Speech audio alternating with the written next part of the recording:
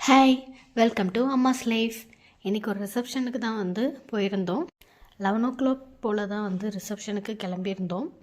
ஆக்சுவலாக வந்து ரிசப்ஷனுக்கு போகிறோம் ஹாப்பி அப்படி இருந்தாலும் மதிய டைமில் வந்து ரொம்ப வெயிலாக இருக்கும் அப்படின்னு சொல்லிட்டு ரொம்ப கஷ்டமாக இருந்தது.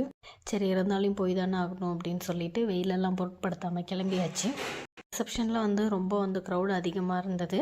சரி ஃபஸ்ட்டு போனோடனே சாப்பிட்டுட்டு அதுக்கப்புறம் தான் வந்து பொண்ணு மாப்பிள்ளையை பார்க்க போயிருந்தோம். அவங்களுக்கு கிஃப்ட்ஸ்லாம் கொடுத்தோம்.